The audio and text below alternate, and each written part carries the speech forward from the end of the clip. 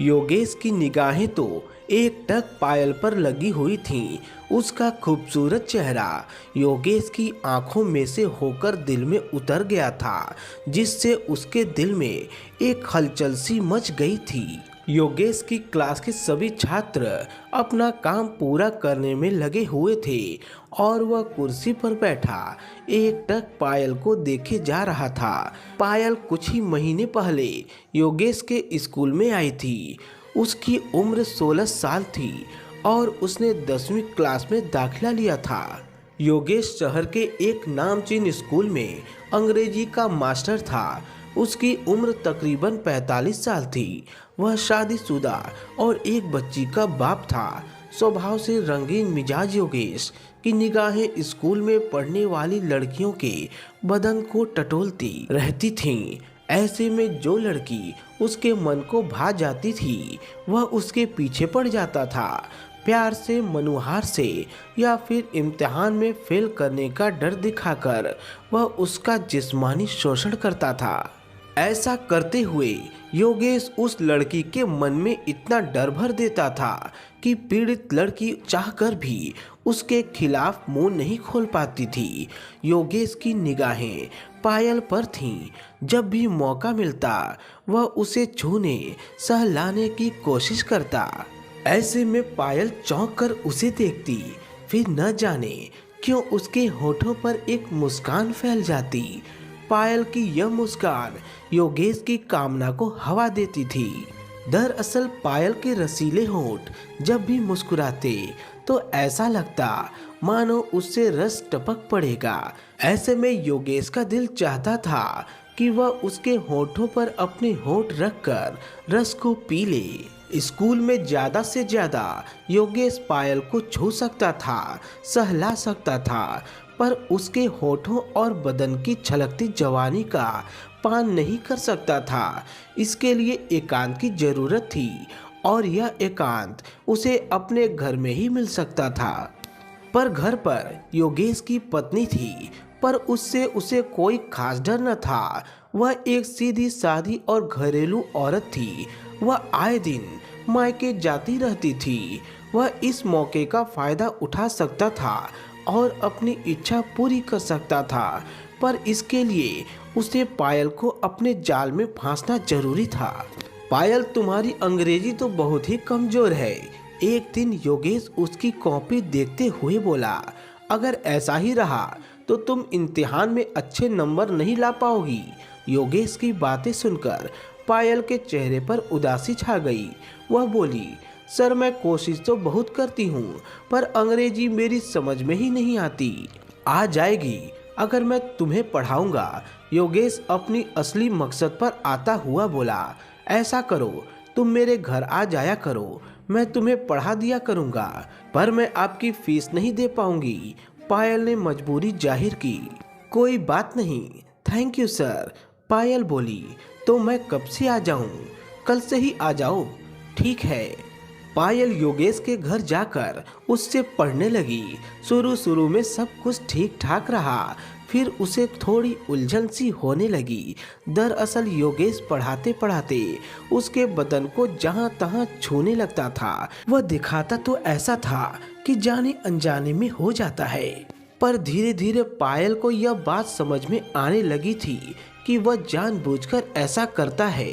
पर चूंकि योगेश ने कभी मर्यादा की सीमा पार करने की कोशिश न की थी, सो वह उसकी इन हरकतों को नजरअंदाज करती रही। योगेश की यह हरकत आगे चलकर उसे कितनी महंगी पड़ने वाली है, तब पायल को इस बात का एहसास न था। उस दिन रविवार था। पायल उस शाम जब योगेश से पढ़ने घर पहुंची तो उसके घर में सन्नाटा पसरा हुआ था। पूछने पर योगेश ने बताया कि उसकी पत्नी अपनी बेटी के साथ मायके गई हुई है और 3 दिन बाद लौटेगी। आज योगेश ने उसे अपने बेडरूम में बिठाया था। वह थोड़ी देर के लिए कमरे से बाहर निकला, फिर आकर कमरे में बिछावन पर उसके करीब बैठ गया था। न जाने क्यों पायल का मन किसी अनजान मुसीबत से घबरा रहा था, पर वह अपने आप को संभालते हुए बोली, सर आज मुझे क्या पढ़ाएंगे? आज मैं तुम्हें प्यार का सबक पढ़ाऊंगा। योगेश चाहत की निगाहों से पायल के उभारों को घूरता हुआ बोला। क्या मतलब है सर? पायल थोड़ा चौंकते हुए बोली। मतलब यह कि तुम बहुत ही खूबसूरत हो और मेरा मन तुम्हारी खूबसूरती पर आ गया है। आप कैसी बातें कर रहे हैं सर? पायल कठोर आवाज में बोली। यह मत भूलिए कि आप मेरे गुरु हैं।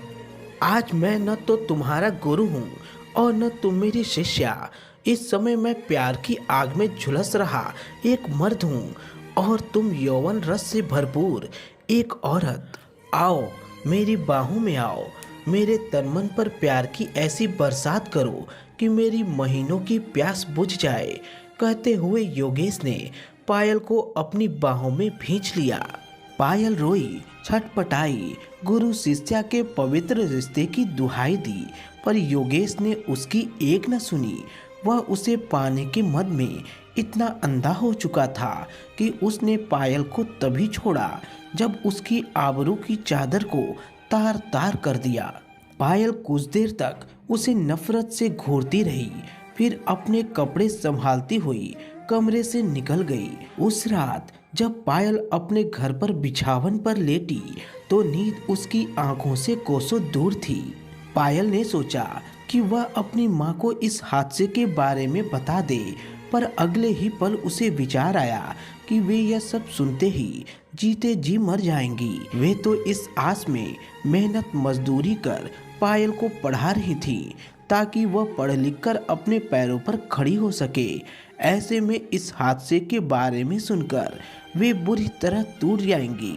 पायल सारी रात अपने मन में उठते विचार से लड़ती रही और जब सुबह हुआ तो इस बात का फैसला कर चुकी थी कि वह योगेश के किए की सजा जरूर देकर रहेगी, चाहे इसके लिए उसे कुछ भी करना पड़े। योगेश ने पायल को अपनी हैवानियत का शिकार बना तो डाला था, पर अब इस बात से डरा हुआ था कि कहीं वह उसकी करतूत किसी और को न बता दे। इस घटना के बाद 2 दिन तक पायल स्कूल नहीं आई। इस बीच योगेश एक अनजाने डर से घिरा रहा। तीसरे दिन पायल स्कूल आई। उसे स्कूल आया देख योगेश के मन में थोड़ी राहत मिली। योगेश ने उसे डरते डरते देखा तो पाया कि वह पहले की ही तरह सामान्य दिख रही थी। उसकी ऐसी हालत देख योगेश के होंठों पर मक्कारी भरी मुस्कान तैर गई। उसे पक्का यकीन हो गया कि पायल पर उसकी धमकी काम कर गई है। योगेश को तेज झटका तब लगा जब अगले दिन शाम को पायल उसके घर पढ़ने आ गई। पढ़ाने को तो उसे वह पढ़ाता रहा, पर उसके मन में एक ही अजीब सी हलचल मची रही। पढ़ाई खत्म करने के बाद योगेश पायल को गौर से देखता हुआ बोला, पायल, तुम्हें मेरे उस दिन की हरकत बुरी तो नहीं लगी? लगी, पायल उसकी आंखों में झांकते हुए बोली, पर एक अजीब सा मजा भी मिला। कहते हुए पायल के होठों पर एक मादक मुस्कान उभरी। सच? योगेश की आंखों में हैरानी भरी चमक उभरी। बिल्कुल, क्या तुम फिर से वैसा मजा पाना चाहोगी? हाँ, कहकर पायल तेजी से कमरे से निकल गई। योगेश कई पल तक तो हैरान सा कमरे में खड़ा रहा, फिर उसके मन में मस्ती की तरंगे उठने लगी। इसके बाद तो योगेश की जब इच्छा होती पायल को बिस्तर पर लिटा देता। यह खेल वह या तो किसी होटल के कमरे में खेलता या फिर एकांत मिलने पर अपने घर पर। वह अपनी इस कामयाबी पर बेहद खुश था। एक शाम पायल योगेश के घर पढ़ने आई हुई थी। योगेश उसे पढ़ा कम, छेड़छाड़ ज्यादा कर रहा था। जब उसने पायल को अपनी बाहों में भर लेना चाहा तो पायल मुस्कुराते हुए बोली, सर, मैं आज आपको एक चीज़ दिखाना चाहती हूँ। सच कहती हूँ, इसे देखकर आपको बड़ा मज़ा आएगा। क्या? पायल ने अपनी किताब से कुछ फोटो निकाले और योगेश को थमा दिए।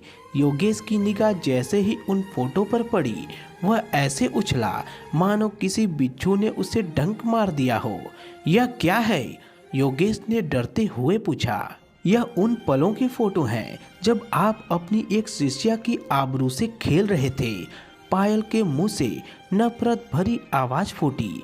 जरा सोचिए, अगर ये फोटो आपकी पत्नी या पुलिस तक पहुंच गए तो आपकी क्या गत होगी। नहीं, योगेश के मुंह से चीख निकल गई। मैं ऐसा नहीं करूंगी। अगर आपने मेरी मांग पूरी कर दी तो। पायल इतराते हुए अदा से बोली। कैसी मांग?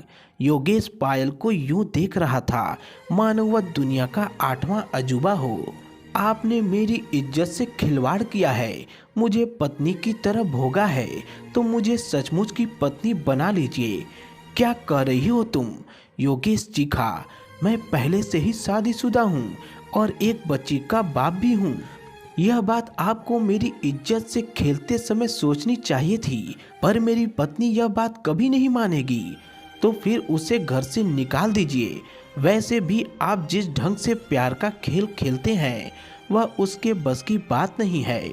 यह नहीं हो सकता। तो फिर वह होगा जो मैं चाहती हूँ।